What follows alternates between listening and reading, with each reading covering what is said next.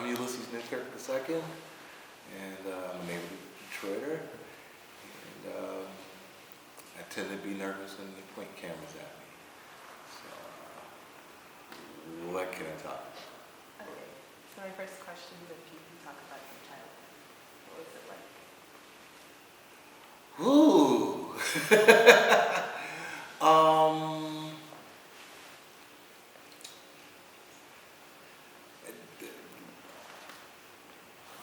Living in Detroit, my childhood was really strange. My two most vivid memories of my childhood are the day they turned on the lights at the Ambassador Bridge. I think I was about a year and a half, which people tell me that most people don't have childhood memories that early, but that was pretty phenomenal. It's the bridge between Detroit and Windsor, Canada. And then the riots, civil unrest, uprising, however you want to call it, in 1967. I was 3, and I got to stand on my neighbor's porch and watch on one of the very first color televisions through their window. I got to watch the tanks that were rolling down our street at the time, marching towards the fires of the riots. So my mother called me. I turned around and I saw the tanks and the army people moving towards the fighting and the fires. And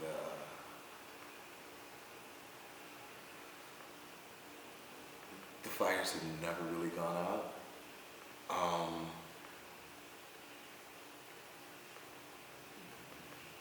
One of the other cool things is I've almost always lived in a neighborhood where it was very, very mixed, ethnically, religiously, culturally.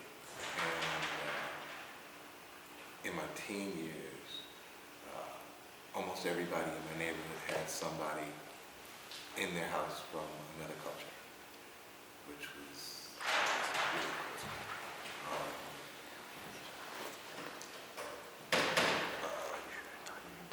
When I was about 9, my dad moved me to Ann Arbor to live on the university campus with him, and that was what shaped my perspective of the entire universe. It went from being a place with no possibilities to a place with infinite possibilities.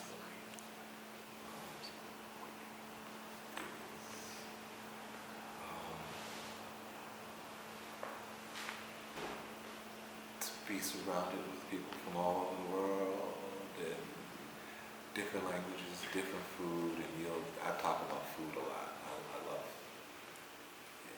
I love food, I love music, and I love art.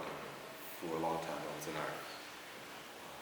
Now I do graphics and pre-press operations for different kinds of printing.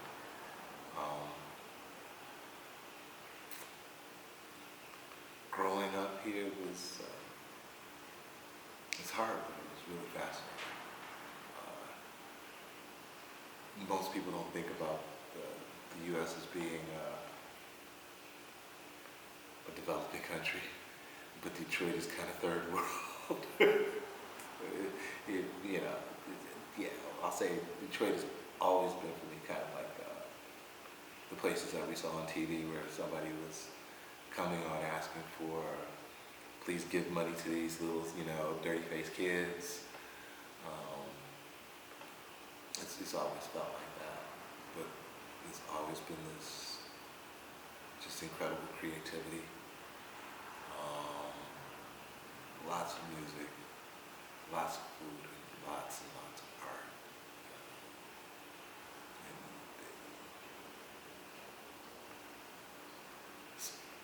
been tough watching, watching the place where I live through television.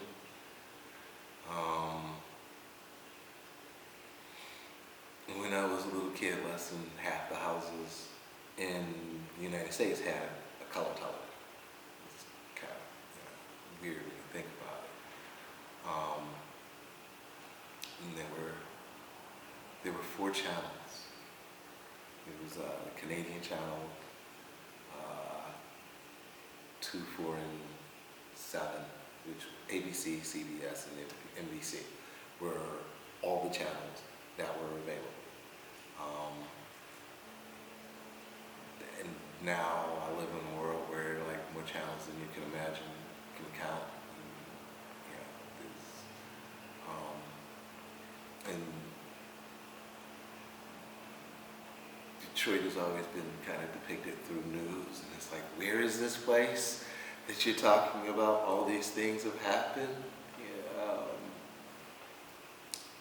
And it's like I didn't know where they were talking about. It was like, I go down the street, then we've got the Last Poets over here, and we've got Bob Seger and Iggy Pop over here, and down the street is Motown, and over here is a polka band, and around the corner are these guys in skirts with little tassels on their stockings, whirling around in circles and doing little kick dances. I've lived in a city where the whole world, it seemed like the whole world always was. And they were always part of my life. Then I had to juxtapose it against what other people were saying was my life. So,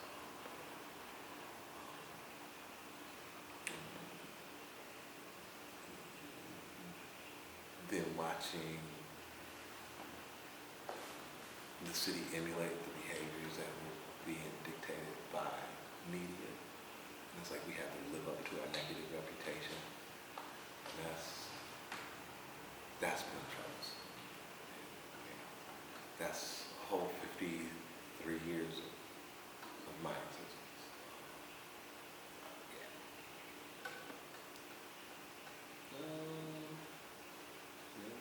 Like I said, it's food. Lots of food.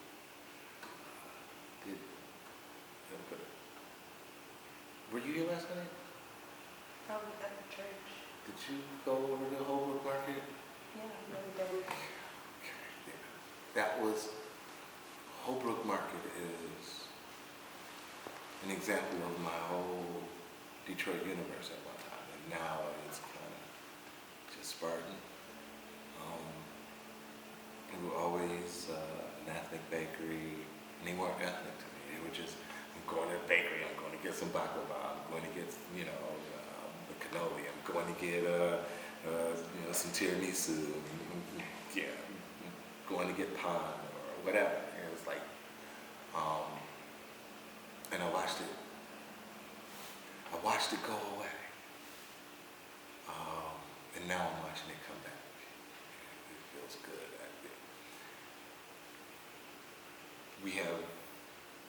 We have food that makes me, just saying the names make me laugh. Like, I can say pho and make a whole room full of people giggle.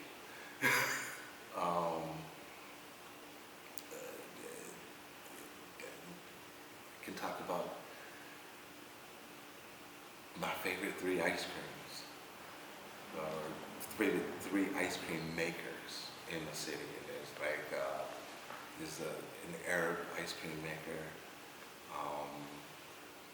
There's a dairy outside the city who they don't even let their cows milk in the wintertime.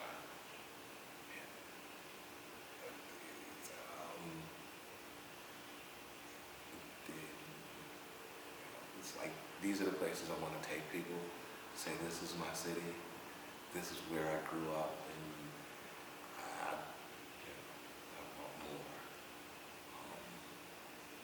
then I can get into an argument with my daughter about, she's all excited because we got a Wahlburger. Is that the name of her? Mark Wahlberg's brother has a hamburger restaurant downtown. And she's like, I'm like, whatever. Let me take you over here, and you're gonna have this greasy burger that's like so good. Or we're going to a Mexican restaurant where they've been cooking like the best chicken in Metro Detroit for 3 generations. And they won't speak English to me.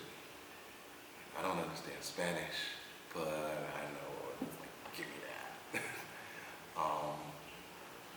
Or one of my very best friends, Mike Wu, he's a Chinese kid who came to Detroit when he was 4, and was sitting at the table, and he climbed under the table, sat down on my feet, and went to sleep. And his mother smacked me upside the back of the head, and she said, "You eat what we cook." And for the last 30 years, she's been mom. And these people have always been a part of, a part of my universe.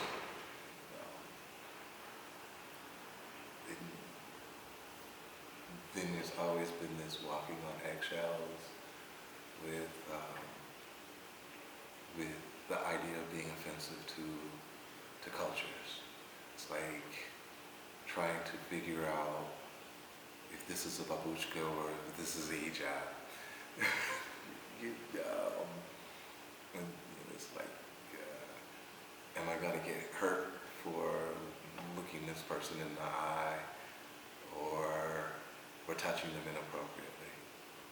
And it's always been navigating that kind of thing. And it's like, okay, do I address you by urban terms of affection, or do I,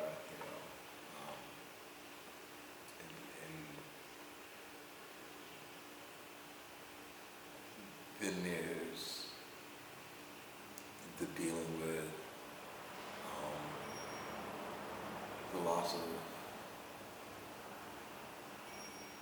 pretty much all of my childhood friends, either because of violence or loss of industry.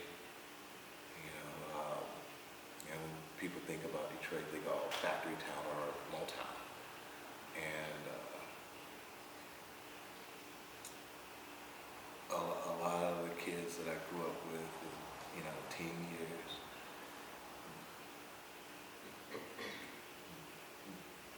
they followed the factories. And so when the factories closed and left the city, then left the state, and then left the country, they followed them.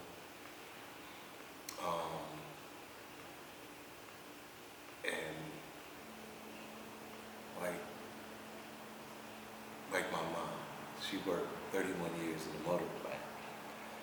And one of my very best friends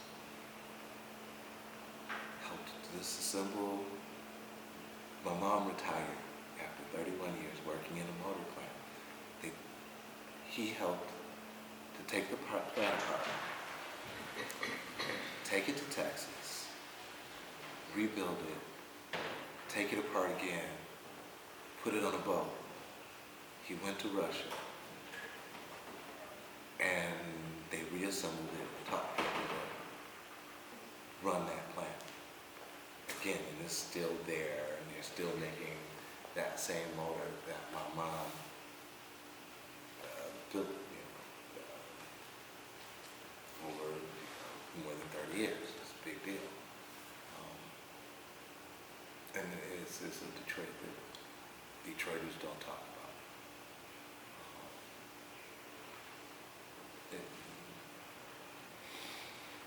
I don't know. Then I can talk about the little Polish nuns who used to come across the street and yell at me in Polish, and slap me upside the head and say, "Now you sit down and eat." and that my daughter works in a nursing home, taking care of those same nuns, took care of me. And she has the same love and affection and fear for these same people. You know.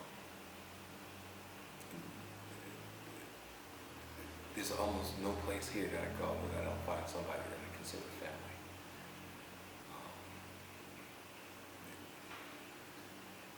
And it's a really big city. So